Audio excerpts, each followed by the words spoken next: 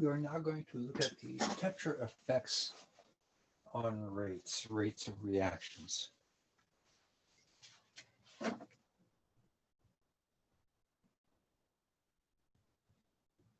And for a rate,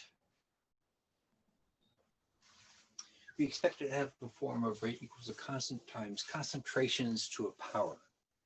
So we don't see a temperature in that equation, and the temperature is in the rate constant. So we're looking at the temperature effect on rate constants.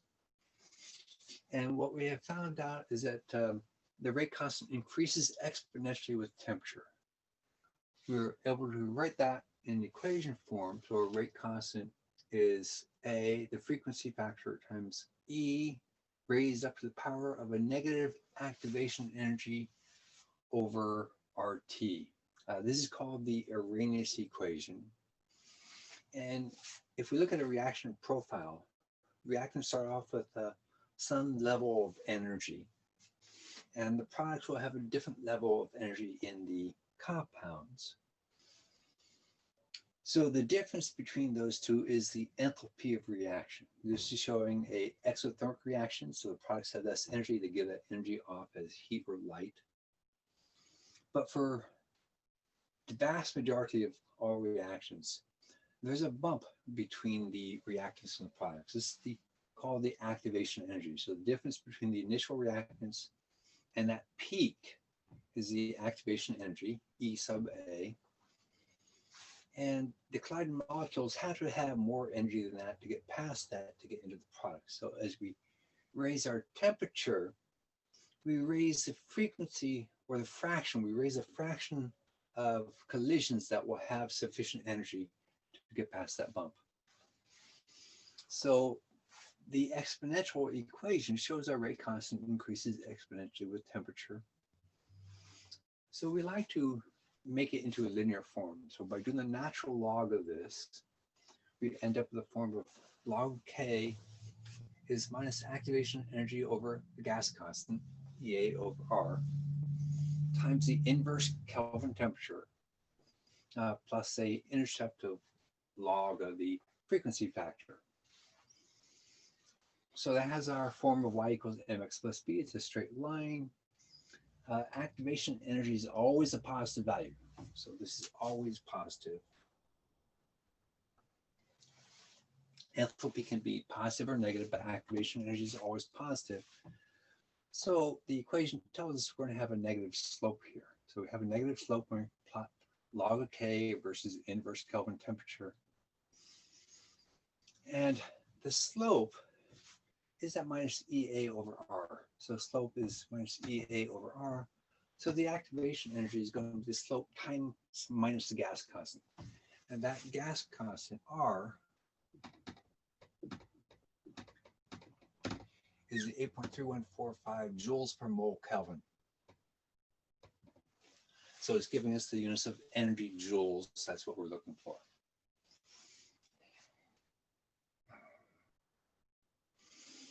So we're going to be using using these equations. We have a number of questions to ask us to be able to use this equation, solve for one of the missing variables, or to use this equation, again, to solve for the variables. If we have lots of data, we plot it out, and then we'll get a slope and an intercept. The intercept can give us our frequency factor, and then the slope can give us our activation energy. We have a 2-point version of this, which we'll show later on also. So we take this equation at point 2, subtract off the equation at point 1, and we'll end up with a form that loses the frequency factor, but will connect two rate constants at 2 temperatures to the activation energy.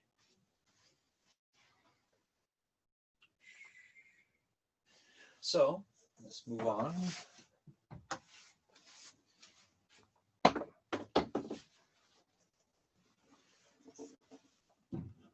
To some problems. Check the screen.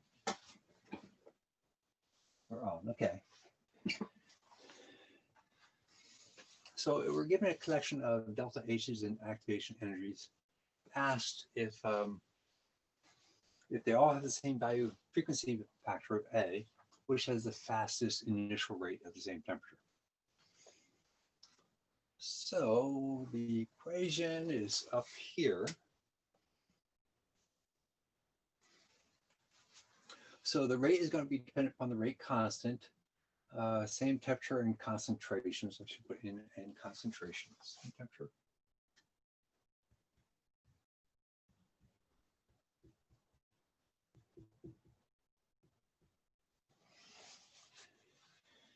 So our rate constant is going to be dependent upon the activation energy and temperature. We're saying the temperature is all the same. So all that we have is the activation energy. We see that the delta H does not show up in this equation at all. So the smaller this EA is,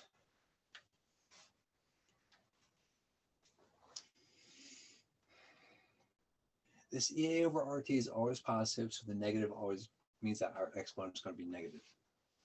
So a large negative number here is going to make this exponential term be very small. So for this to get bigger, we need to have a smaller exponential number up there. So a smaller activation energy will mean a higher rate constant. So that will be our answer. And the reason is that activation energy and rate are inverse relationships. So a large EA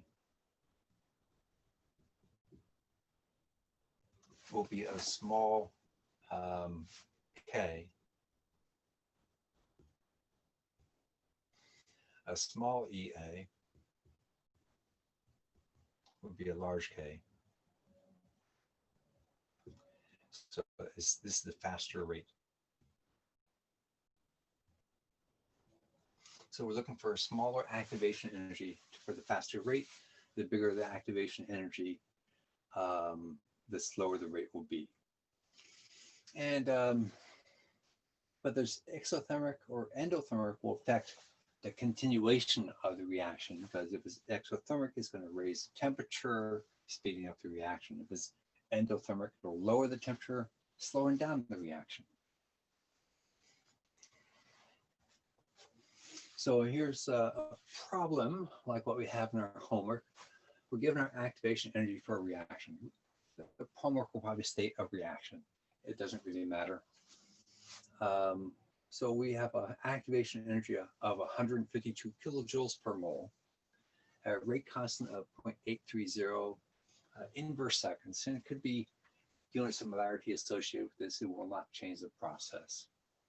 And that's at a temperature of 950 Kelvin. So what's our frequency factor, the value of A? So we're going to take the exponential form of the equation and solve for A. So A is going to be the rate constant divided by the exponential term, E minus EA over RT. We stick in our numbers, and we want to, of course, watch our units. The exponential term has no units, so that means all the units in this EA over RT have to cancel off. So the big ones that are 8.3145 is joules, and we often give you our activation energy in kilojoules. So we convert the kilojoules into joules, so 152,000 joules divided by R 8.3145 divided by the temperature 950 Kelvin. Run it through a calculator, so our exponential is always a negative term here. So we end up with a minus 19.24. Our final answer will give us 1.89 times 10 to the power of 8. The units of A are always the same units of the rate constant. So they always have matching units. In this case, inverse seconds. Again, if we have molarity associated with this, it does not change the problem. So combining this top part and this part, that is a separate question in the homework. So we're given our activation energy, our rate constant at one temperature. And we're asked what the rate constant is at another temperature. We don't mention the frequency factor in the question at all. So there's two ways to solve it. One way is to solve for the frequency factor. We do that up here. And once we have that, we now put it into the equation k equals a e to the exponential term, run it through, and we get, in this case, 4.30 times 10 minus 10 inverse seconds, same, always matching units. But we could have used the 2-point form of the equation. So the 2-point form, log of K2 over K1 equals minus EA over R, 1 over T2 minus 1 over T1. So we never solve for A at all in this one, but we just put our numbers in. When we do this, remember that logs, if their ratio is greater than 1, logs are positive. If they're less than 1, logs are negative. So you just want to make sure you don't drop your negatives when you solve this problem.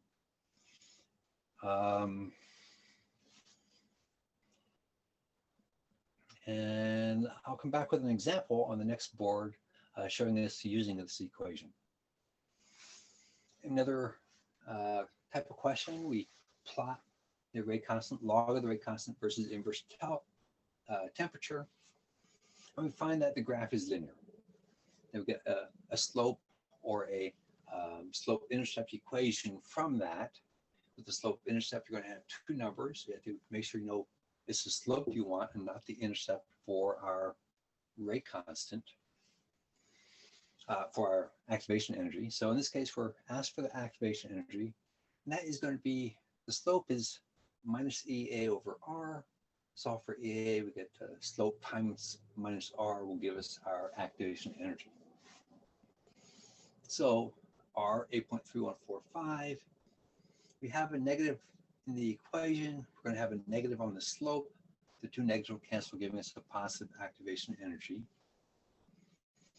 Now we finish this calculation. We have 79,154 joules per mole, the same units as our R. We often ask for our answers in kilojoules per mole. That's the typical range. So this comes down to 79.2 kilojoules per mole. So this is one of the easier questions, as long as we keep track that we want the slope, not the intercept, when we're looking for our activation energy. So I have one more of these.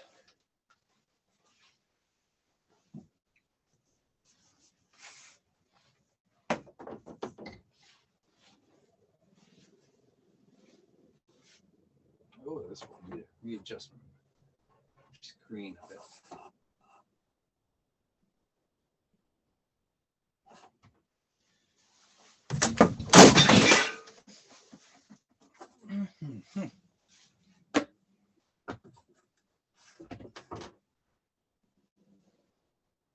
Doesn't hang like the other two. Let me check that screen. We've got everything visible. Okay. So if we measure our rate constant at two different temperatures, so we got a 0.000211 inverse seconds, it won't matter if we got molarity in the units at all. That's at 32 Celsius. A rate constant of 0.822 inverse seconds at 87 Celsius. What is the activation energy? So this is using the 2-point form of the equation. And of course, we have to use Kelvin, so we convert our 32 Celsius into Kelvin, 305 Kelvin. 87 Celsius is 360 Kelvin. And this 1s and 2s are matching pairs, but it doesn't matter what we use up here. So I just like to keep this ratio greater than 1, so the log is positive. Makes it a little bit easier for me to track the negatives when they're all on one side of the equation. R, of course, 8.3145. So we break this down in the parenthesis. I solve the parenthesis is one of my first things. So that comes 5.009 times 10 minus 4. So up here, we're doing addition to converge. So we go from 2 significant digits up to 3. Here we have 3. So I'm just going to carry a little bit more in this subtraction here. So 1 extra digit just to make sure I can get three good significant digits from the final answer. So I reduced that parenthesis down. It usually is a very small number here. I made the ratio be greater than 1, so the log of it comes out to be a positive, in this case positive 8.268. Logs come out with no units, so the units within the parentheses have to cancel off. So we solve this equation. Now we have three numbers to rearrange. Move the negative over, so we got a negative 8.268. Multiply the 8.3145 across, and then divide the 5.009 times 10 minus 4 across. Run that through the calculator, and I get 137,239. Obviously too many digits here, but that's joules per mole. We tend to like kilojoules per mole, so I take it down to the three digits, and it's 137 kilojoules per mole. So that should cover all the types of problems we hopefully will see doing the temperature effects of rates of reactions, the Arrhenius equation. Well, that's it.